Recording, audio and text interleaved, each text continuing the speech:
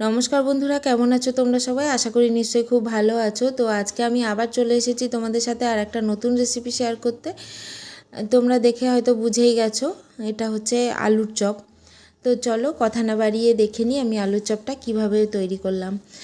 তো এখানে আমি আলুর চপটা তৈরি করার জন্যে আলুগুলোকে সেদ্ধ করে নিয়েছিলাম। আমার যতটা আলু প্রয়োজন ততগুলো আলু আমি খোসা সমেত সেদ্ধ করে নিয়েছিলাম।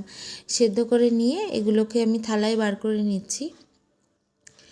আসলে আমি খোসা শুদ্ধ আলুগুলোকে কেন সেদ্ধ করেছিলাম বলো তো, যাতে আলুগুলো সেদ্ধ হয়ে যাওয়ার পরে জল জল না হয়ে যায়, সেই জন্য খোসা শুদ্ধই সেদ্ধ করেছিলাম।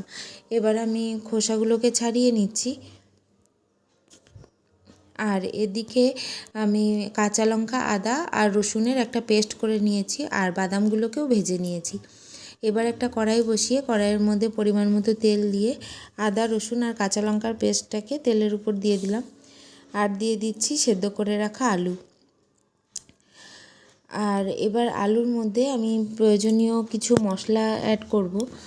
তো দেখে নাও কি কি আমি অ্যাড করছি এর মধ্যে আমি দিয়ে দিচ্ছি হলুদের গুঁড়ো, লঙ্কার গুঁড়ো, জিরে, কালো জিরে আর স্বাদ মতো লবণ। আর তোমাদেরকে একটা কথা বলে রাখি যে আমি এখানে আদা, রসুন আর কাঁচা লঙ্কার পেস্ট তো তৈরি করেছিলাম, আমি তা সত্ত্বেও এখানে লঙ্কার গুঁড়ো কিন্তু ইউজ করেছি। তোমরা চাইলে লঙ্কার গুঁড়োটা স্কিপ করে যেতে পারো। তো এবার আমার সমস্ত মশলাগুলো দেওয়া হয়ে গেছে, এবার পুরটাকে রেডি করব।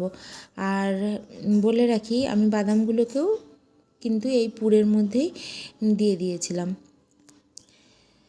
তো আমার এখানে যে পরিমাণ তেলটা লেগেছে, তোমরা ঠিক তোমাদেরও যতটা পরিমাণ তেল দরকার ততটাই দেবে, ঠিক আছে?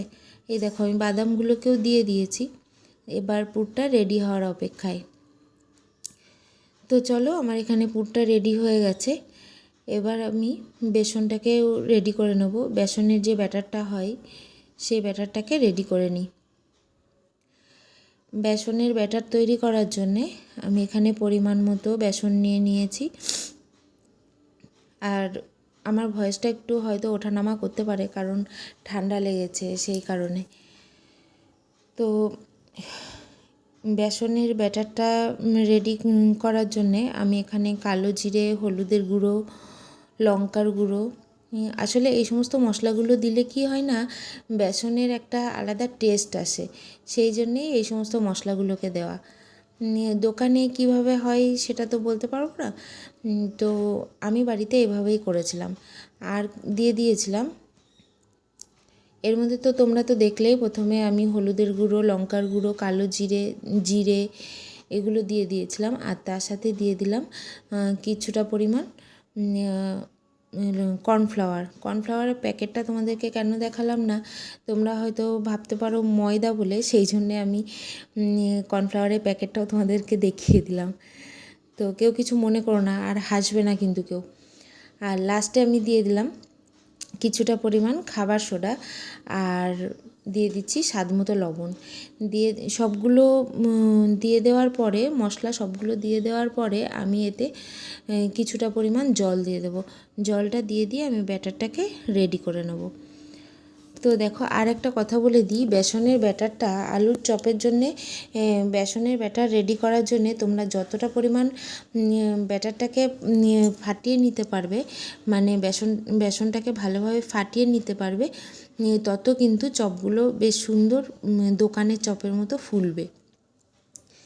তো বেসনটা আমার রেডি হয়ে গেছে। আর লাস্টে আমি এর মধ্যে দিয়ে দিচ্ছি চালের গুঁড়ো আর পোস্ত। তো চলো এবার আমার বেসনের ব্যাটারটাও রেডি হয়ে গেছে আর পুরটাও রেডি হয়ে গেছে। এবার একটা পলিথিন, বাড়িতে থাকা একটা পলিথিন আমি কেটে নিয়েছি সাইজ করে, আর পুরটাকে আমি গোল গোল করে বলের মতো শেপ দিয়ে নিচ্ছি। নিয়ে আর ওইদিকে আমি কড়াইতে তেল বসিয়ে দিয়েছি গরম হওয়ার জন্যে। তো তোমরা দেখতেই পাচ্ছ আমি কিভাবে পুরটাকে রেডি করছি।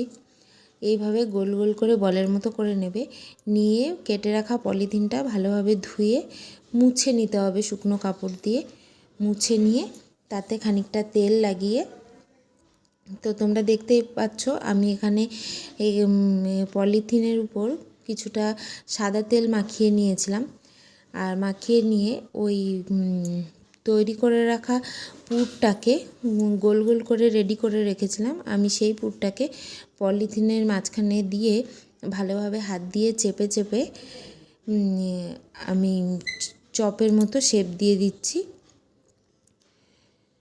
তো এখানে আমার আলুর চপের জন্য আলুগুলো কিন্তু রেডি হয়ে গেছে, পুরটা কিন্তু আমার রেডি হয়ে গেছে।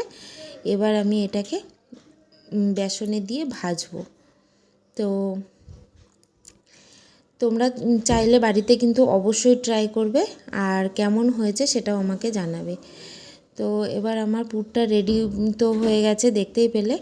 এবার আমি এর মধ্যে বেসনের ব্যাটারটার মধ্যে আমি ওই তৈরি করে রাখা পুরটাকে দিয়ে দেব। দেখো একটা একটা করে পাতিয়ে দেব, দিয়ে এটাকে ভালোভাবে বেসনের মধ্যে মাখিয়ে নিয়ে এটাকে ভাজতে হবে। তারপরে কিন্তু তৈরি হয়ে যাবে দোকানের মতো আলুর চপ। তো তোমরা কিন্তু বাড়িতে অবশ্যই ট্রাই করবে, ঠিক আছে? আর ট্রাই করে আমাকেও জানাবে। আর আমার ভিডিওগুলো তোমাদের কেমন লাগে সেটাও কিন্তু অবশ্যই জানাবে, জানলে কিন্তু বেশ আমার ভালোই লাগবে। তো আমি কিন্তু এখানে চপগুলোকে ভাজতে শুরু করে দিয়েছি। আর দেখে কেমন মনে হচ্ছে? নিশ্চয়ই ভালোই মনে হবে, জানি না কেমন মনে হচ্ছে, তোমরা আমাকে জানাবে, ঠিক আছে? দেখো কি সুন্দর ফুলে গেছে চপগুলো, বেশ দোকানের চপের মতনই লাগছে না দেখতে? তোমাদের কেমন লাগছে সেটা কিন্তু অবশ্যই করে জানাবে আমাকে, ঠিক আছে?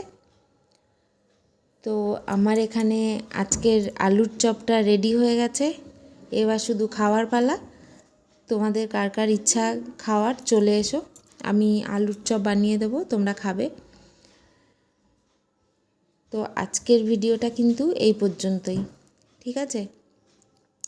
কেমন লাগলো আজকের আমার আলুর চপের ভিডিও অবশ্যই জানাবে। তাহলে এই পর্যন্তই রাখলাম, বাই।